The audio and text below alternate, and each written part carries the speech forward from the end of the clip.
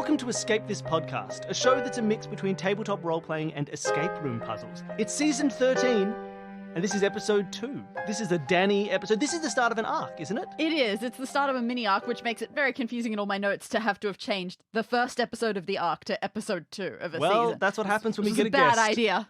Every episode we have guests come on and play through an escape room that exists in our minds and our words and our hearts, but it's not a physical escape room. And this episode, we have returning guests. It's been a while. But Such old guests. Old guests from the past, from the origins of the show, but returning fan favorites. We have from No One Can Know About This, Jeff. Hey, it's me. And Ryan. Hey, everyone. Welcome back. Thank you Thanks. so much for having us. It's so great to be back. We're very excited to escape another room with you guys. It's really exciting to get you back on. It's been years. For people who maybe haven't listened to those early rooms and don't know who you are already, do you want to give a rundown of what your podcast, No One Can Know About This, is? Sure. We record ourselves playing every Final Fantasy game, and then we spend an extraordinary amount of time editing it and commenting and explaining the visuals and explaining our old dumb thought processes from the future and put it all together in a hopefully cohesive listening experience. Yeah, and we try to capture, the focus isn't just on the game. We try to explain what happens in the game, but we more try to capture our state of mind as we're going through it and let that unspool into your mind as well. If you remember playing a video game with your best friend for too long, this recreates that feeling. Yeah, what % of the time would you say you have to look back and go, no, I'm sorry, I don't know. Whatever was going on in my head then, It makes no sense. I was just now. doing it Nothing. the other day. I was like, I can't explain myself. My old behavior, I'm like listening to my logic in the past going, this doesn't hold up, and I can't even explain it. Well, this season, for instance, starts on a morning where I was just having a bad morning, and I had this paranoid rant about how eggshells have changed, and I think that something must have been done to the eggs. And at the time, I was certain of it. I was like, the world is messed up. These eggs don't work the same way they used to. And I watched that, and I'm like, that person is on the edge of a nervous breakdown, and he's wrong about everything. Yeah. For people who can't see this is an audio only podcast. Ryan is wearing a gigantic tinfoil hat. So every time we have guests on the show, we have the same 2 questions. You'll have answered these previously, but it's been years since. So the first question is: this is an escape room show. What is your escape room experience? Jeff, why don't you start? Well, I've been on an escape podcast 2 times. Yeah, it's good. I am a huge fan of the Room video games, the ones that are on the iOS, the escape puzzle boxes. And I've done a lot of little escape room stuff. I did one for my birthday here in LA. We did one, the 4 of us together when you visited LA. Yes. And I just really find them delightful, especially when there's an ominous vibe going on, which is 99% of them. Yep. I love the Resident Evil games when they're working on the puzzle levels. Fair. Wonderful. And Ryan, what's your escape room experience? Obviously, probably similar. About the same as Jeff's. I've been on this show. I've done a couple, with my parents and my brother. Sometimes when I'll be back home for the holidays, we'll go check out a little room. And then I did an awesome one with you guys and Jeff when you came to LA. Before we started the podcast, we were really into point-and-click adventures. We were doing a lot of old-style Sierra it's a games. Similar part of the brain, maybe. Oh, absolutely. Definitely. Mm-hmm. And then the other element of this show is it is escape rooms in a sort of tabletop role-playing style. Why don't we go reverse order this time? Ryan, what is your tabletop role-playing experience? Well, Jeff and I actually met playing Dungeons and Dragons, and since then I've gone on to DM a few games. I'm not currently playing or DMing, but I feel that I have some comfort with the whole experience of it. Yeah, same here. My first experience with D&D was when I met Ryan, and we had some games going for a few years. One time I did a Call of Cthulhu campaign that I wrote for the group, and that was a lot of fun to run. Other than that, We had a game going for a little bit with our good friend and dungeon master extraordinaire Spencer Crittenden from Oh, the lovely. Harmontown Harmon Quest podcast, and Mm-hmm. very fun playing with a group of funny, cool people. Yeah. Oh, that's very cool. I'm excited to get into this room. I think it's time. Yeah, you get to begin this arc. All right. You get to start it all off. Danny, would you like to ready. whisk do you have pen and paper? Mm-hmm. Do. All right. Let's do this then. Then you are ready. Now, Billy has played the room. He's play tested the room. Mm. He has not heard the introduction or I conclusion of this I don't know room, the so introduction. This is a first. It's like, I believe you are one person as well for this. Sure. Okay. You always wondered, from your first day working as an intelligence analyst, what it would be like to be called up on one of those missions. The James Bond or maybe the Jack Bauer kind. Not that you really do field work. The furthest you've ever been from your office is when it got repainted and you needed to spend all day in the lunchroom. But it's fun to imagine. You never expected it to start with the words Captain Flores said to you on Friday.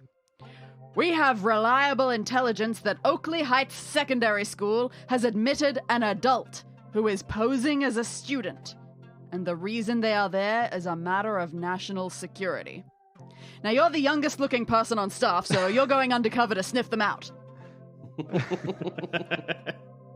All right.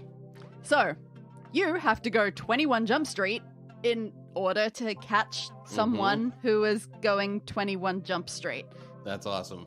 The poor children who are actually just children living their lives. I hope nobody's never been kissed in here. Ugh. Oh no.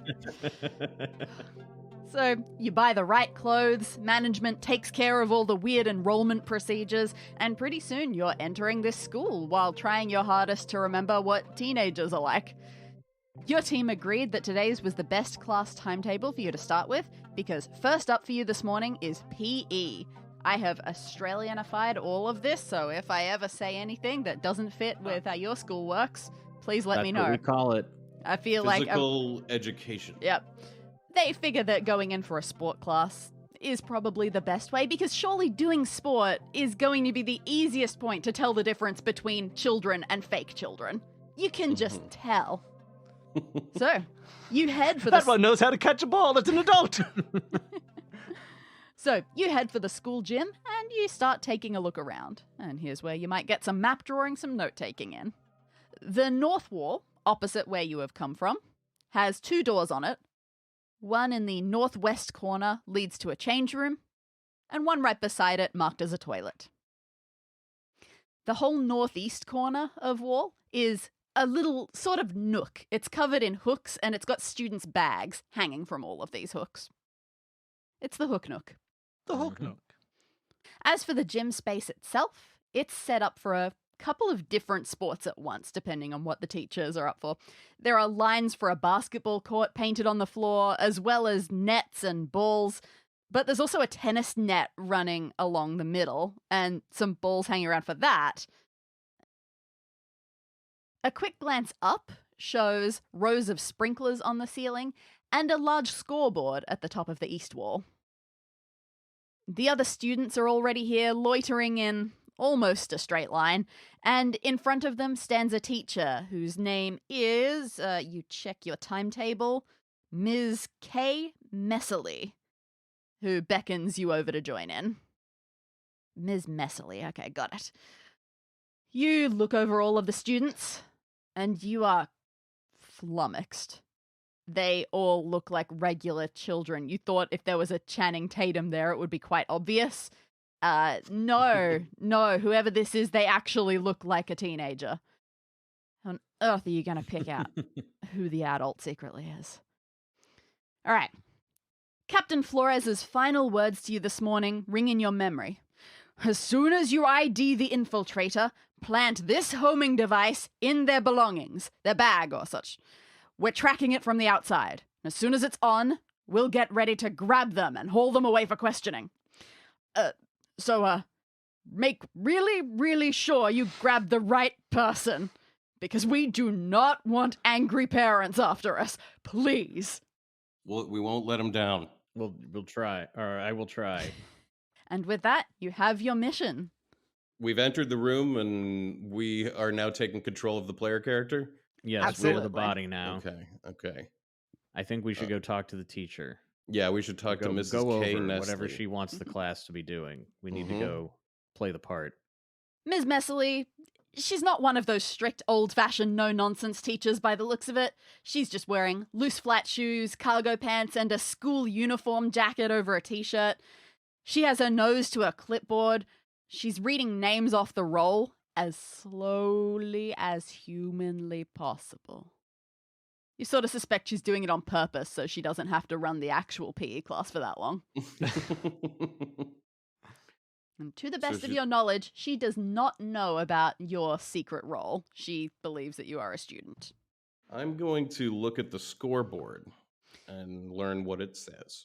Scoreboard currently is not switched on. And over near the door, you see a table with a bulky switchboard-looking thing sitting on it, which must be its control panel. And now that you're looking in that direction, you also spot something attached to the wall right behind the table, a locked box at about head height. But that's on the other side of the court from where you and the other students are. Looking up, just examining that scoreboard, my God. Like any school with a scoreboard, it probably costs more than every other piece of equipment put together here. I think we should take a mosey by the hook nook. Wait, hold on. Wait a second. Wait. Finally, I have the power to do a thing that I've been wanting to do forever. On Zencaster. Oh, no. You look at the scoreboard. You got a little soundbar. It's the morning zoo. Yeah, let's take a look at the hook nook. You wander innocently as close as you can to the bag area, but you have to keep your distance a little bit if you want to look like a normal part of the class. You take a look at all the bags. Everyone has the same identical brand of school bag. Dark green, lots of zips, drink bottle holder section on the side. All of them, of course, are in varying stages of neatness. And so you try to put on your spy brain. Would an adult imposter have a really tidy bag or a really messy one? Would they have it zipped up tight secretively or open with books falling out? Would they hang it symmetrically by that proper middle strap or just by one of the shoulder straps having it dangle sideways? You're overthinking this, you're sure. I mean, I guess it depends on how much of an actor type this this suspect is. Yeah, who can say? You were not told their motivation. If they're really getting into the character, then I would think that they would want to make it all messy, and be the character of a slacker because it's believable. But then alternatively, maybe they're only doing this because they think they'd be good at it this time round. Yeah. If I go back, I'll get 100% on all the tests. As you're about to turn away, not sure if you're getting out of this, you hear something. Some ringing. And it's easily identifiable as coming from one bag right over to the left. And the reason it catches your attention is it's not a normal ringtone. You recognize it very clearly as a ringtone that is coming out of a Nokia 3310. Okay. And immediately, nostalgia hits you. The decades ring past, and you go, "Oh my God, that's an adult." Or is it a really retro teenager? Okay, look, it's a clue, but you're not sure. It doesn't seem like I could get close to the bag right now without getting in trouble. A little bit. It seems like if you try to get close to the bag, Miss Messerly, she goes, "Ahem. If you left something in your bag, it will have to wait for the bell." So, yeah, definitely some security there. And now I have to start the roll from the beginning again. Oh, no. Is that the Yeah, you know what? It actually sounds like they were able to customize a little bit, so it's clearly got the same notes. But remember back when you could just press your own buttons on the phone and record your own? Do you remember that you could do that? You could just set your ringtone by going beep, boop, boop, beep, beep, boop, boop, boop, boop. I mean, this should be on your sound panel. There was a reason we all thought technology was going to lead to a glorious future. I hadn't thought about that in decades. We had choices back then. A good thing. So anyway, you're about to sheepishly wander away from the bags, but then there's another sound. This time it's from a bag off to the right. It's got the similar sort of beepy MIDI-esque quality to it, but it's a slightly different tune. And you look over, and this time you can actually see what it is. There is a pager clipped to the outside of one of the bags. What? Oh my god, that's even older. Okay, look, you did a little bit of reading about current teen trends before you came on this mission, and as far as you could find out, retro is not super in right now. And it would be very unlikely that a class would have 2 kids with ancient technology in them. And you feel convinced in your heart of hearts that one of these 2 bags belongs to your imposter. Okay. All right. There's an old man and a dork. I haven't put a bag up there, have I? I assume you did. Yeah. That would make sense. You'd have a bag right? up there. So But Yeah, we put our unfortunately, you bag didn't up use there. that moment to get I a good know look. if I have a Nokia 3310 or a pager in my bag. Yeah. I'm Do the I? imposter. Do I? Yeah, neither of those are yours. Okay. Well, we should continue our mosey along and look at the bathroom, see if we can go inside of the bathroom. Excuse me, it's an emergency. I have to go to the bathroom. Yeah, It is an emergency. It's been a very long time since you've had to ask permission to go to a bathroom, and you sort of wonder what happens if she says no. What do we do in that case? But luckily, that does not happen, and she just, Miss Messerly just nods, gives you a little bit of a wave to go in, and then starts reading the roll once again because no, she I lost have her to place. start again. Aaron She's- Aronson. Got Ben Stein as a teacher. Exactly. So you head in there, and sorry, I've got a section of my notes that's for what the outside of the toilet looks like and the inside, and they're very far away from each other. So as you walk towards the toilet door, you get a bit of an impression. It's going to be one of these standard single cubicle with a tiny sink attached to the inner wall. The walls and door are floor to ceiling. There is no way for air to escape if the door is kept closed, which is going to be great. If it's anything close to how you remember your high school toilets, the flush probably doesn't work either. So you head in, you open the door the rest of the way, it wasn't quite closed, and you take a look inside. Yeah, the flush doesn't look like it's in great shape. You press the button and it just... You know when they press too easily, there's no actual pressure to the button? Mhm, yeah. Yeah, it's one of those. The little sink on the side, it's not working either, and that's just even worse somehow. Kids going around with unwashed hands. There's some graffiti that doesn't seem to mean anything on the walls. Some of it's pretty harsh, a lot of it you can't interpret at all. You keep searching and... Ooh. There's something hidden in here. Where would you think something could be hidden? In the top tank? Luckily not in the top tank, but taped behind the top tank. We figured it Oh, out. Okay. It's very narrow. It's a thin notebook, the cheapest kind that you can get, and mostly empty. But in the middle you find one page of hasty writing. I believe that should open for you. Would one of you like to read out this note that you found? Sure, I can do it. The language barrier is harder than I thought. Need to take notes. Sometimes drop a consonant from the middle or the end of a word, especially when it's part of an idiom or common phrase. Mentioning celebrities equals sounds like the actual word they're trying to say. Even with this, you still need to actually know what their idioms mean. Good thing I've got time. That's curious. Like a little puzzle. So it seems like our imposter isn't a native speaker. Yeah, especially when it's part of an idiom or a common phrase. Okay, interesting. Okay. All right.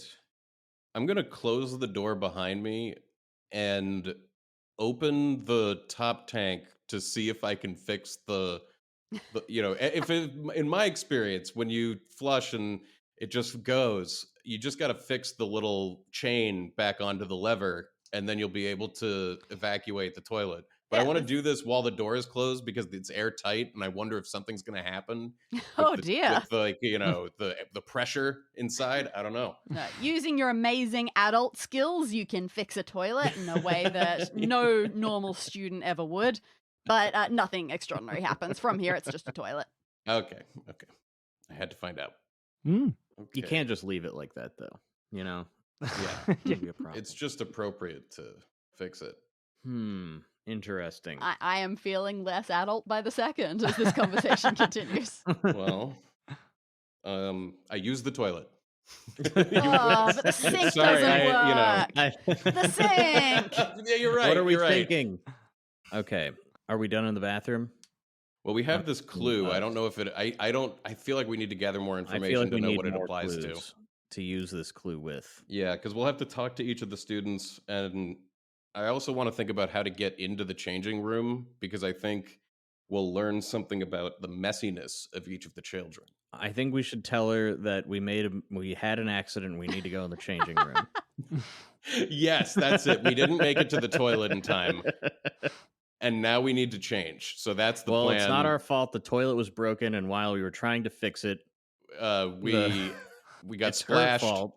Yeah, this is all your fault, miss. I don't have this in my notes, but I think it works. Ah. So we go into the changing room to get a fresh pair. Yeah, normally you wouldn't be able to go into the change room without catching too much attention. But this time you've got a good enough excuse. You whisper it to Ms. Messerly so the other students don't pay too much attention to your story. We can blow up our reputation here. We don't have a future that we need to secure. They need to respect us or they're not going to tell us about these other kids. This kid's probably the cool one. You're totally right. That's always the wonder. Don't you ever wonder that? If you were to just be transported back to teen body in the middle of school, would you then, with your adult brain, be the cool one? I don't think I would be. I think I would not be troubled as much by whether or not I am the cool one. That's the trick. That's how you be the cool one. Because you'd go back in time, you'd be like, why do I care if these kids like me? They're dumb. But They're I kids. even had a and then you would be like, all these kids like me so much. I hate it. Because you'd be so deal with cool all and these aloof. kids. I don't know. I'm still embarrassed by stuff I did in high school. Like just the other day, I was thinking back on something that happened in the 4th grade, and I was like beating myself up for it. Oh, yeah. And I was like, why am I emotionally embarrassed right now for an act I took more than 20 years ago? Yeah. That does not matter. And I didn't even have a real brain back then. It wasn't done cooking. Like, of course I up. made. Like, I have stop worrying tremendous about respect for all the comedians who just their entire act is going back to hilarious parts from their childhood and the stupid things they did as kids. Because I can't do that. I am still too mortified. Too embarrassed. It's their therapy. So you managed to get your way somewhat subtly into the change room.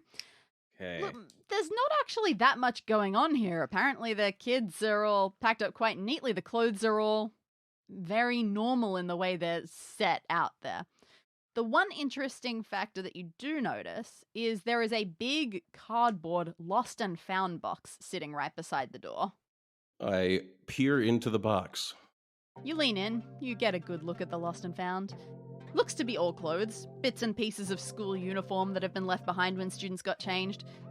You reach in, the top thing is a jacket, and it's covering up everything else, and this is all school uniform. So you pick up the jacket and you look at what's underneath it, and when you do, whew, a smell hits you. Oh, I know exactly the smell too. The further down you get into the box, the worse it gets. It's still all normal clothes, but some of this stuff at the bottom must have been here for at least months. Just the stinkiest, sweatiest shirts, shorts, and socks. You also get just a hint of that mold smell coming from something in here. It's not great. The jacket, is there anything in the pockets? No, not that you can tell. Okay. There's the switchboard in the main room that we could try to flick on. I'm not sure if that's something that would draw attention from the teacher of the class. So the table that has the big scoreboard controller on it? Right. Yeah. Going back into the main room. You have a bit of a wander over in that direction, but the exact instant your feet reach the opposite side of the court lines, Ms. Messerly's voice rings out. "Excuse me, nobody touches the electronics without my explicit permission." And you can tell she is not kidding. May I? I think you No. mean can I?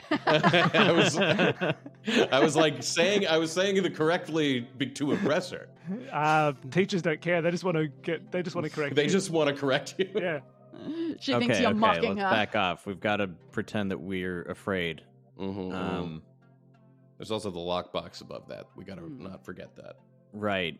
So going back, does she seem to be finishing up with roll call, or is she? She's up to the letter S, which means you cannot tell exactly where that is. That could be getting towards the end. Okay. But you can't tell from the makeup of this class. Let's talk to these students and see what they have to say. The students are milling around. They're chatting in little circles, just barely listening for when Miss Messerly calls their name. Some look comfortable. Some are just in awkward adolescent postures, and they haven't quite worked out how to hold themselves yet. Nobody looks obviously suspicious. You don't even spot clear social divides among them. They're just little groups of teens being teens. So you approach, and how hard can it be? So there's a boy and a girl not far from you. They give you polite smiles as you approach, and they move to include you in a little circle. And then the girl says, "Night me, you got lucky going with Cray Cray Calais." What? Oh shit! These people really don't. We don't know their language For sure, for sure. You thought you had kept up with youth slang reasonably well, but not so much. I respond in the affirmative. You didn't realize how popular Clockwork Orange had become in this world. Yeah. Could she repeat that? She doesn't seem inclined to repeat that. In fact, she thinks that's a little bit weird. So eventually you sort of awkwardly back off and you try again with a couple of other students. And yeah, you keep in mind, you have learned that apparently language is weird. You listen intently to the various groups of people trying to catch them, and a few phrases stick out at you, and they're the ones that you memorize. One of them that you hear is, "Messerly's a funny one. She cray cray calais." Then another one, as a response to that, was, "Yeah, but at least she gear good for gear good." And a third phrase, "Fatty can't take it though, he's got Ali G for the car." These kids know Ali G, then I think I solved it. Well, that's what we heard. We have. I'm just saying, if any of these kids know who Ali G is. So Messerly's a funny one. She's a cray Calais. Yeah, but at least I mean, yeah, but if they drop good. drop a consonant from the middle or the end of the word, especially when it's part of an idiom, she's crazy Calady. Yeah, I am feeling good that cray cray is crazy. Fatty can't take it. He's got Ali G for the car. Hold on. Yeah, but at least she guy good for gee good. Mentioning celebrities equals sounds like the actual word they're trying to say. So Ali G isn't Ali G. They're just using that because it sounds like some other word. Okay. Actually, actually for the car, which is probably that doesn't really work. He's got actually for the car. He sells seashells. Fatty can't take it. He's got Ali G for the car. He's got allergy for the. He can't take it. He's got allergy for the cat. That would make sense. Okay. I mean, okay, Fatty can't take it though. But what are they talking about? That's true. I mean, that was the last part of the conversation. What is Fatty? That is the end of the conversation. Maybe it makes more sense if you can figure out the other ones. Okay, all right. Yeah, we're working backwards. All right. Messerly. Is that a famous name? That was the teacher. That's the teacher. Yeah, okay. Yeah. She's cray cat lady. Crazy cat lady. Crazy cat lady. Now the conversation starts to make sense. It starts to connect. But at least she gets she get... Yeah, the middle one is yeah, but at least she gi good for ge good. Gi good for ge good. See, this is how you spell good in when you're telling a gamer to get good. Yeah, I'm I don't even wondering- see that as an incomplete word anymore. Um, Let me try to see it as not a word. Maybe she does need to get good. She gives goodies for getting... She give good. Yeah, so she gives good for get good. But then that's still an odd thing to Thaddy say. can't take it though. You know, Thaddy cannot take that. well, of course he can't. He's got Ali G for the car. Idiot. See, if I were saying that, I would mean that if you get good, she makes it worth your while with pizza or grades or whatever. Uh-huh. I don't know. It's like Yeah. she pays well. At and- least You she gives basically good got for it. get You good. do something good and you will get rewarded. So what we have right now is this. The back and forth is Nestle is a funny one. She's a cray cat lady. She's a crazy cat lady. Yeah, but at least she gives good for get good. Thaddy can't take it though. He's got allergy for the cat. Yeah. Feels like to an extent you think they're talking about that it's pretty good to be in her class for most people, even if she's a bit of a funny one. I see. Messily is a funny one. She is crazy for felines. Ah, but at least she has a sense of reciprocity.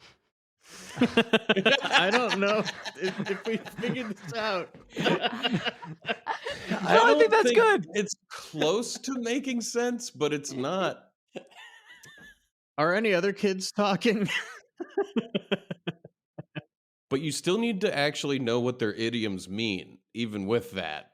Well, yeah. Yeah, so being a crazy cat lady, I'm not sure that we know what that means.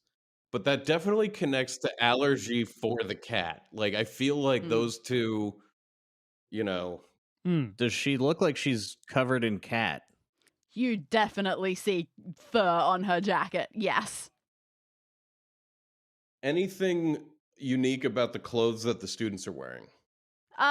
Bits and pieces. Like mostly it's just a school sports uniform, but they're a bit more relaxed about the sports uniform, so there are a couple of flares here and there. None stands out as one student doing something. Is she still reading the roll call? Yep. Yeah, I was Very thinking, is there a slowly. way to distract her?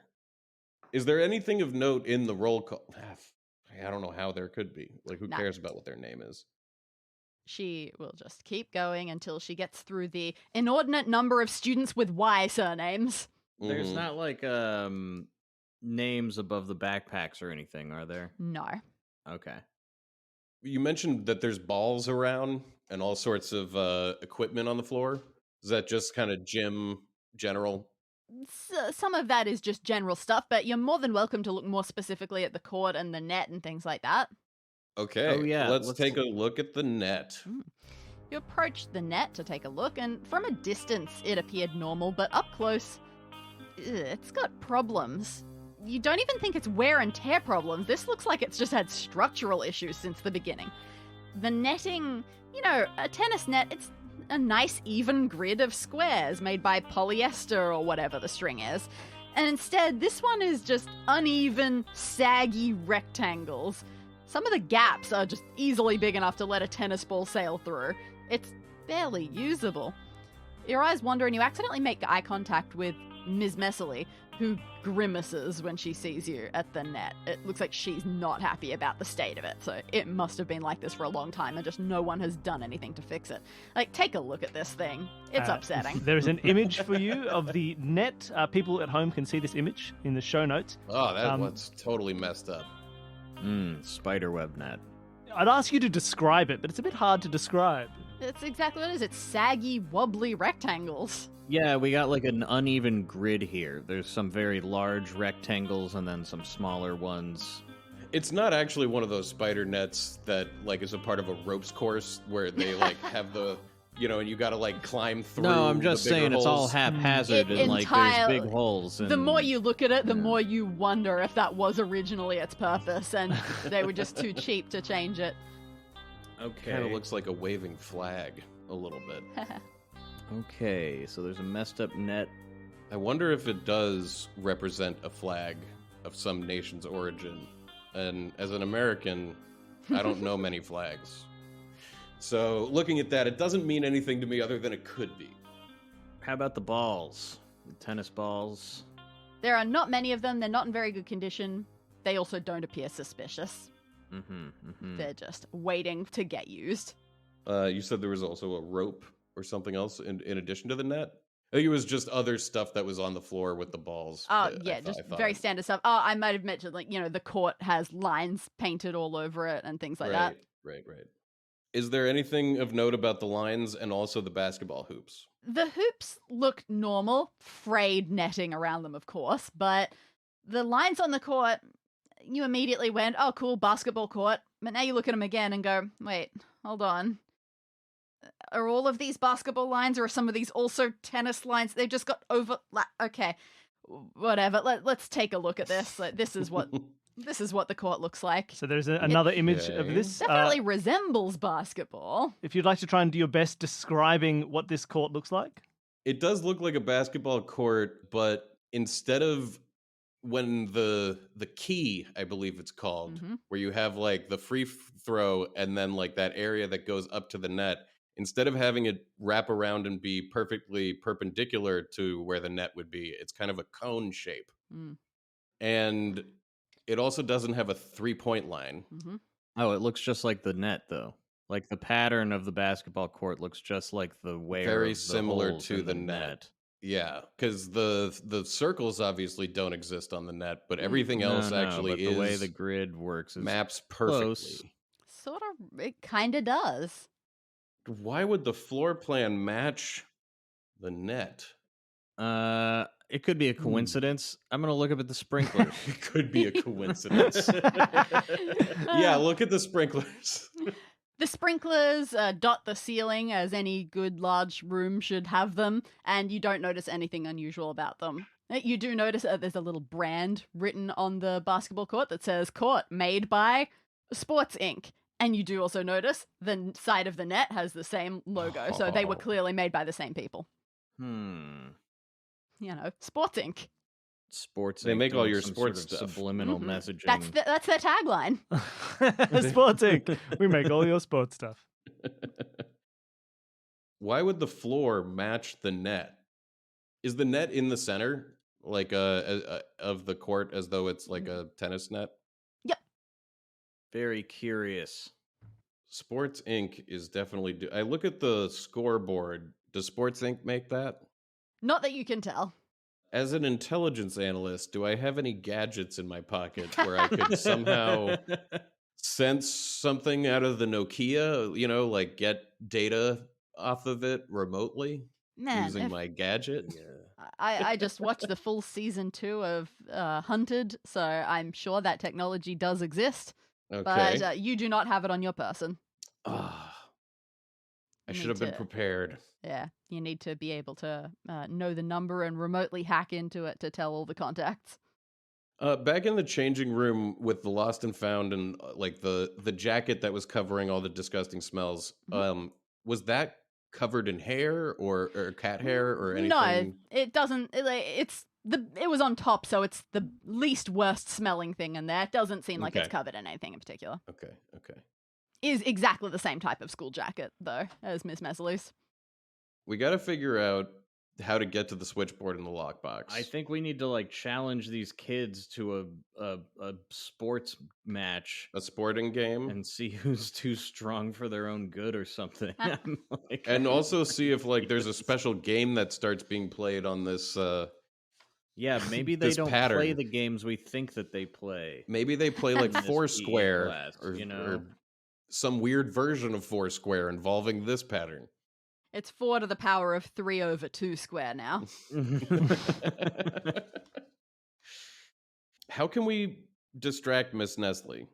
Let's think about this. Well, there's only one of us. Now we'll say, Why distract her? It sounds like, if anything, it would be good to be rewarded by her. Yeah, she good to get good. Oh, She does yeah. get good to get How good. do we get on her good side? Could we play a game of Sports Inc. with the other students while she does the... Based on how slowly she's still reading this roll, you can't imagine that sports impresses her. She's unhappy with the state of the net. Maybe we should point out to the teacher that the net matches the basketball court. Let's do that. And just act see Be like, she's saying. Has anybody ever noticed? Look at her expectantly after we say Because, it. yeah, did she notice that we were near the lines of the pattern? Oh, she would have. You can bring that up to her, and she looks over and says, "Oh, yeah. Shame that the court lines, they actually work. Like, they're actually all straight like they're supposed to be. They're in place. Unlike the stupid net. Huh. Been that way since the beginning. We could just never figure it out. No matter how we tried to tighten it, install it, something's just been wrong since the beginning." Is it possible this is how it's supposed to be, Ms. Nestle? Maybe this look... isn't a tennis net at all. Oh. No, I she think we're goes, supposed to no, hit this the is balls how it was labeled. It was an all-purpose mid-court net. Mid-court net. But for what game? All of purpose, them. all That's game. what they said. Normal tennis, badminton. It was meant to work for all of them as long as we strung it over the matching court. Net jump. Oh, like the court is meant to do all sports? Yeah, Exactly. it's just like a gymnasium that's set up for all kinds of stuff. Do they take the net down for basketball? No, the plan is typically half court. Okay. I thought they were jumping over it halfway. I look at the students and I say, "Hey, Fatty," and see if any one of them turns around. I expect one of them probably would. Tall boy turns around and tall sees that it's boy. you. How looks tall? confused. How tall Very. is Fatty? He's like 6'7". He's huge. How many other 6'7" kids are in this room? One. There's one other tall, particularly tall kid. Damn. He's only 6'6.5" though. It's embarrassing, What a baby. really. One. Yeah. Okay, so that worked. We found out who Fatty was. He's very tall. We haven't seen any names on the bags, but... Well, he's all the looking bags at are us over right there. now. Right. He quickly looks away in confusion as he realizes okay. he does not know you. Okay.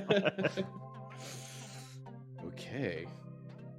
Well, I don't think that this is important, but I noted at the very beginning that our office was repainted while we were in the lunchroom all day. That's it. And Suddenly I really the net have lines been up. waiting for that to fall into alignment. And not yet. Let me see if I can just like reapproach the whole thing. Oh, we should make the net look like the court? Because she did say that the court is exactly right with all the lines, but the net is both missing the circles and the angled lines that I mentioned. Yeah. Mhm. And I guess, yeah, if there's a way to do anything with the net to change its structure when we touch it. Can we fix the net? All right, so it seems like to do that, the first step seems to be acquire some circles. Right. What would be some good net fixing circles, maybe? This is a good question. I'm just looking at things that are circles around here, and we've got the hoops. We have that notebook we found. Right, we need like string or yarn. Like a name tag or Could we? I'm gonna look through the lost and found and see if I see anything that is circular. Pieces of old, disgusting uniforms that I could fashion into a circle. Not so much that. And in fact, what you find probably is small enough that it wouldn't have found its way into the lost and found box, but these are things that get lost with great frequency. And in the change room, in a completely separate corner, you spot one discarded hair elastic. hair ties. Well, I'm gonna take that. So that's only one, though. We're gonna need two. Yeah. Maybe a student is wearing one. You take a look around, and yeah, a lot of the girls in class do have some. In fact, you spot one girl who has like a really long plait of hair with about 5 different hairbands in it. So she seems like a good one. She can surely spare something. I'm gonna roll stealth. Excuse me. Oh, you're gonna try to steal it? She immediately whips around. Her hair has a super sensitivity, and she looks at you. So you try the ask nicely approach. I was doing that because I like you. Doing a little hair pulling. She Getting looks at into you. the role of a teenager. I'm immature. I don't know how to communicate, in a mature way. She I'm like you. scrutinizes you. She looks at your hair. You did let your hair grow out just a little bit for this assignment. And she goes, yeah, messes will wrap you when you play with that map. And then she reaches up and she pulls off the last one of her hairbands and hands it to you. You'll take it. You aren't sure what she said, but it counts. Like, thank you. Promotion, here we come. Yeah. So we're going to take the hair ties and we're going to tie it to the net so that it looks more like the basketball floor or whatever it is. You take these 2 hairbands, you loop them around where the circles on the court indicate they would go if the net matched. You wrap them around, you twist them so they knot in place, and the net looks a lot better. Just having that little bit of extra grip on those 2 points makes it a lot sturdier. It looks like it almost works now. Right from the beginning, the school is just clearly installed it wrong. They lost a couple of pieces and they didn't put it up right. So you stand back, you admire your work, and then you hear, did you do that? Yeah, we're about to get good. Miss Messerly, that it hasn't worked for years. How did... You know what? Doesn't matter. Oh, thank you. Look, we aren't playing tennis today, but that doesn't mean I don't appreciate your hard work. In fact, you can work the scoreboard while the rest of us play half court. Oh, yeah. Yay. Oh, yes. You did it. Now we're getting You somewhere. unlocked the next She part. finally calls out student Harry Zyzax. Yep, And the roll call is finished and they can finally start playing sports. Okay, let's go. Great. Turn it on. All right. Guilt-free, you head for the table with the control panel. It's nice you have this whole side of the room to yourself. So there is still that box behind you now, but for now you examine the controls. There are buttons for all the digits 1 to 9, an enter button to actually make them appear on the scoreboard, and some obnoxious little musical buttons. Ugh. Yeah, and Bill's sorry. not even ready. Yeah, Bill. Come on. There is also, interestingly, I can't talk while this is going, or can I? Please. There's also, interestingly, a note taped to the machine that says, remember to institute a mercy rule. Scoreboard is faulty. Heats up and gives off sparks after a minute if the 2 teams have a huge score difference. And while you're contemplating what this means, Miss Messerly has started organising this half-court basketball game, splitting the class into 2 teams. A lot of the kids, you notice, are kind of sluggish and unenthusiastic. They just don't have much energy. There aren't that many athletes in the class.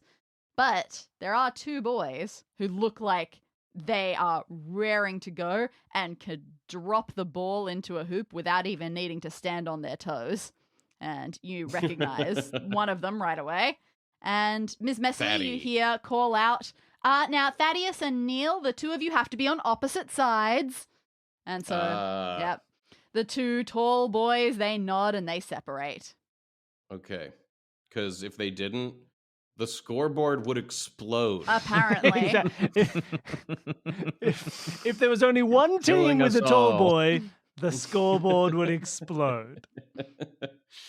Okay. That's so actually the real reason that Miss Messerly put you on scoreboard, because you're also tall. Oh yeah, She you're couldn't have 8 that. feet tall. right.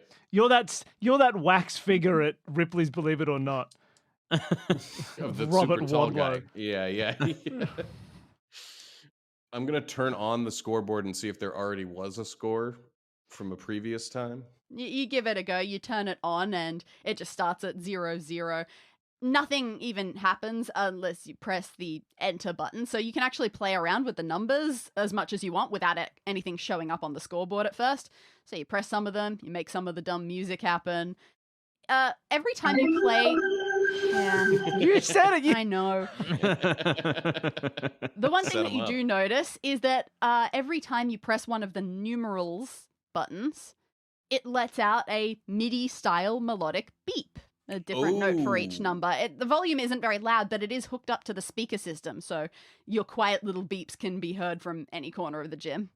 I'm gonna play do-do-do-do-do-do-do-do-do-do on the scoreboard. You think back to that Nokia ringtone and you experiment with the buttons, and you're pretty sure you can replicate the tune exactly. You give it your best shot, and one of the female students jumps and looks over to her bag. She doesn't go over there, but you can tell from her expression that it is her phone. Okay. You hear another student say, "Oh, what's up, Miriam?" But she just goes, and shakes her head and returns to what she was doing. You scrutinize her appearance for a little bit. Anything impostery? Not much. Although you do spot now, her socks don't match. One is black cotton and the other is lacy and blue. You try to go, okay, is this a one-person teen trend? Or is this an adult who's trying to seem childlike? Does it fit with an earnest Nokia owner or a retro Nokia owner? I'm trying to figure it out. I think it fits with a retro Nokia owner. Yeah, mismatched socks seems like too high level of an idea for somebody going undercover to actually... Like, there's so many layers to unpack of why they mismatched their socks that they just wouldn't even think to do it. But it does seem like something a teenager would do. It does. To mismatch their socks. But it's also something an adult who's just given up on life would do. You often have mismatched socks. I don't match socks. So, can I make the sounds of a pager as well? You consider it, press a couple of numbers, and yeah, you can basically get there. And so you press that, you make the sound loop a couple of times. Oh, yeah. And this time, one of the boys stops what he's doing and reflexively takes a few steps towards the bags. Paul, Miss Messley calls warningly. Okay. So Paul stops, he heads back to where he was, so you look for anything odd about him. You go, he's not really hanging out with the other students by the looks of it. He's sort of standing there with his arms crossed. And a surly teen or an adult who doesn't find other teens interesting. This is really tough. It would be really weird for an adult to have a pager right now. Like, unless you are literally a doctor, which I believe is a system that still runs on pager systems. Maybe he's just a very secretive person and they're less hackable. Yeah. Well, we've figured out who those two bags belong to, so that's progress. We got the lockbox. Yeah, let's go take a look at that. We haven't really looked at that yet. This is a non-see-through box firmly attached to the wall, and it's got a 6-letter combination lock holding it closed.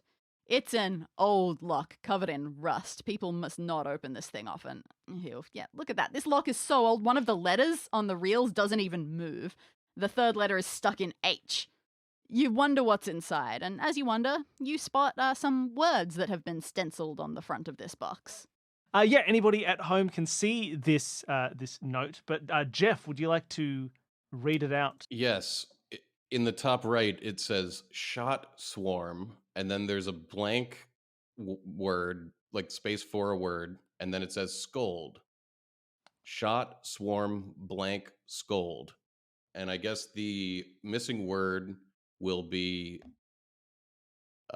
something that starts with an S and has the third letter as an H. Maybe. Well, the third letter is definitely an H, and following the pattern of shot, swarm, and scold, you're definitely going to start with an S.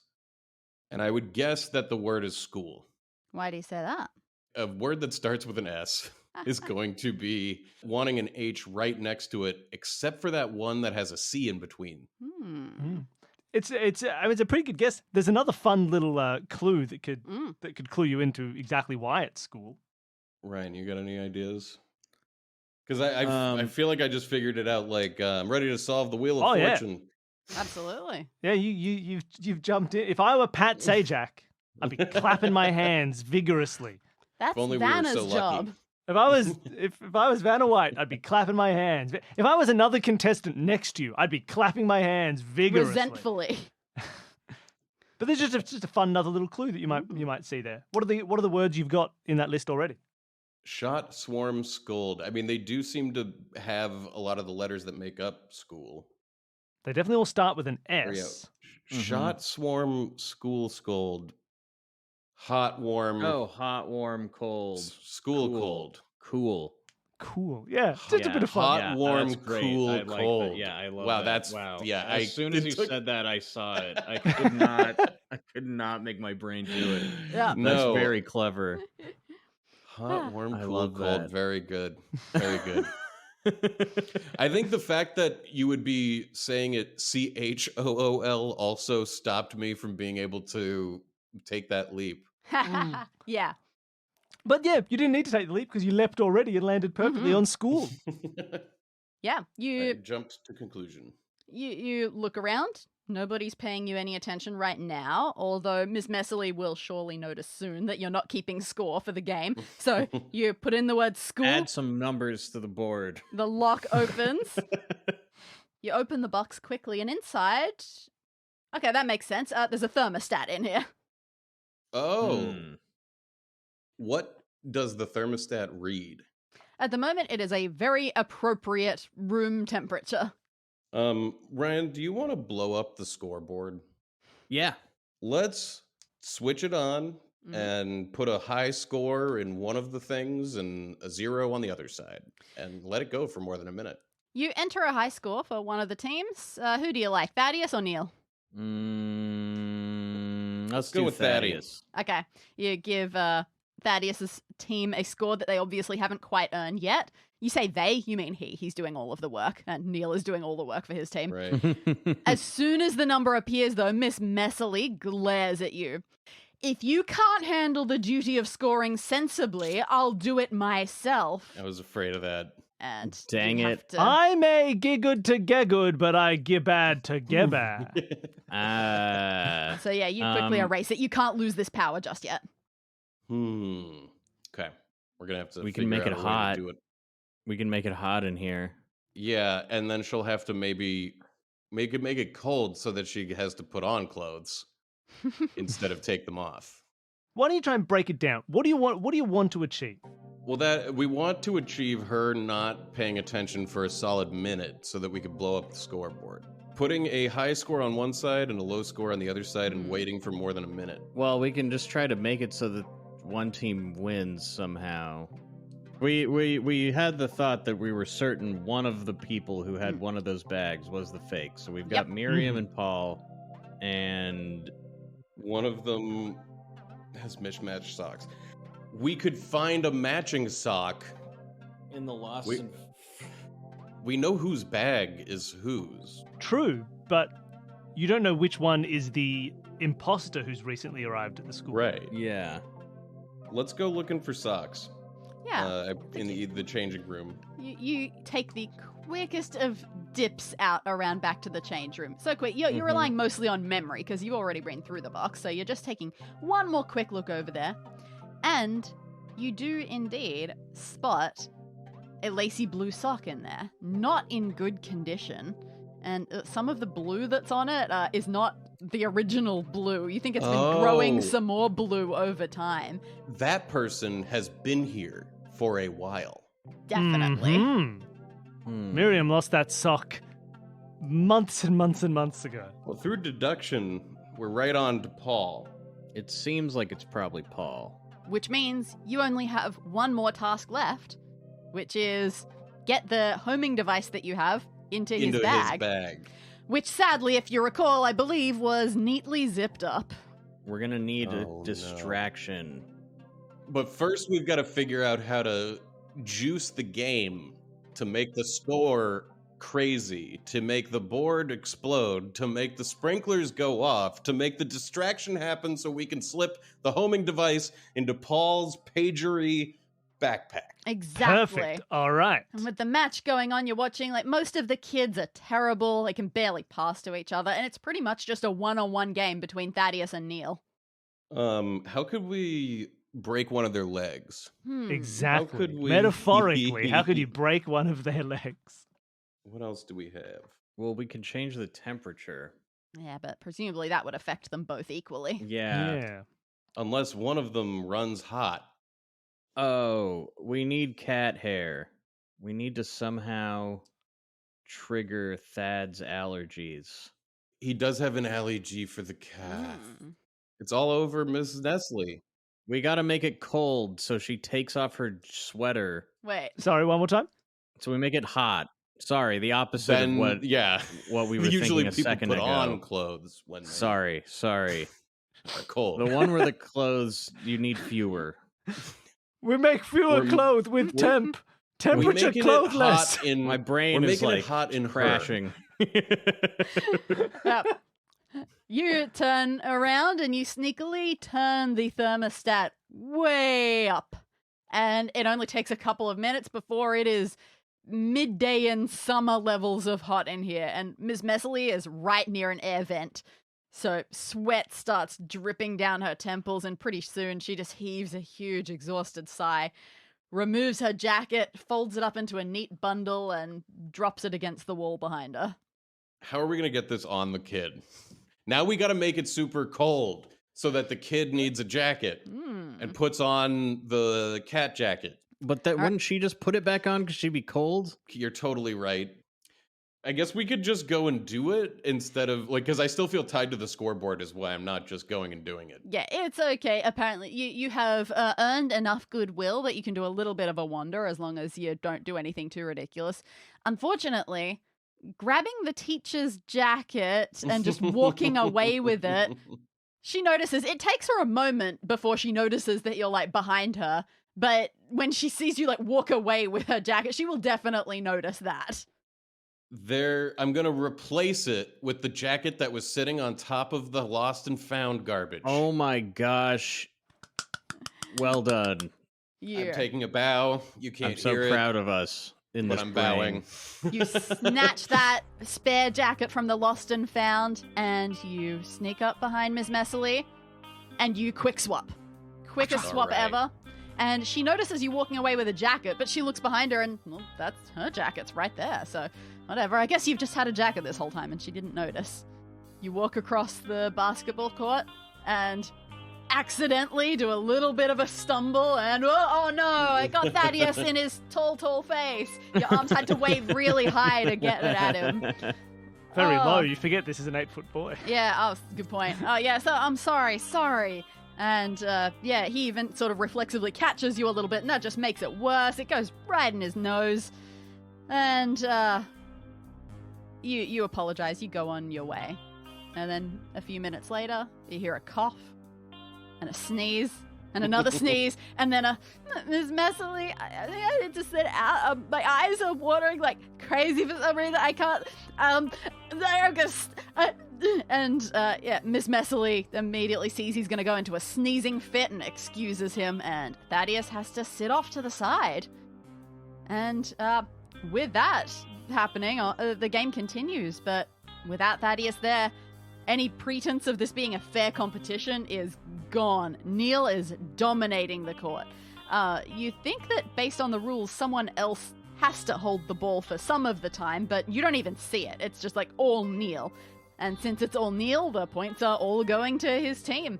So you're just innocently plugging the scores in, but they're becoming more and more unbalanced. And you don't mention that there's supposed to be a mercy rule. You just keep quiet about that. Then, after a while, ever so faintly, you hear a humming coming from the scoreboard. And then it turns into a crackling. And then, out of absolutely nowhere, just a huge shower of sparks explodes from the back of it, cascading all the way down to the floor. Students shriek, and their shrieking only gets louder when a moment later all the sprinklers are set off. Oh god, everyone's getting wet. They're running around, they're panicking, they're shielding their hair and faces. Everyone into the change room, Miss Messerly yells over the noise. It's not a real fire. You're fine. Just get in there, get back into your normal uniforms. I'll go to the breaker outside, see if I can shut this thing off. And everyone gets moving. I hurry over to the bags and I plant my homing device in Paul's pager bag. You look at the change room. Everyone, finally, has huddled inside. No one's peering out. They're all utterly preoccupied with their wet clothes and complaining. And you seize the chance. You head to the bags, take out your tracking homing device, switch it on, throw it into Paul's bag among a mess of papers. In fact, just thinking quickly, you snatch a few of those papers just in case they're extra evidence. If you leave them, I was going to say, I want to quickly sprinkler, file through them. Yeah, the sprinklers might ruin them. You don't want that to happen, so you stick them under your shirt and you consider scurrying over to the change room and pretending you were there all the time, but then you realize, why bother? You've just done your job. You don't have to be in character any longer, and let's face it, the adult posing as a child thing is creepy, so you want to stop doing it as soon as possible. So you just head outside. You ignore Miss Messerly out there fumbling with sprinkler controls as she calls out your fake name questioningly. I guess you had a fake name. You head to the school gate and you just sort of hang around there. You wait. And after a few minutes, the bell rings and Miss Messerly must have gotten those sprinklers sorted because the whole gym class comes pouring out, thankfully dry, although their bags are still dripping. It takes all of 10 seconds for your squad to swoop in under the instruction of Chief Flores, and they descend upon Paul. All of the kids around him just start screaming. They have no idea what is going on. Nobody has time to act. It is over. And suddenly, all the adults and Paul are just gone. And the only proof that anything happened was all the teenagers just standing there, frozen, open-mouthed.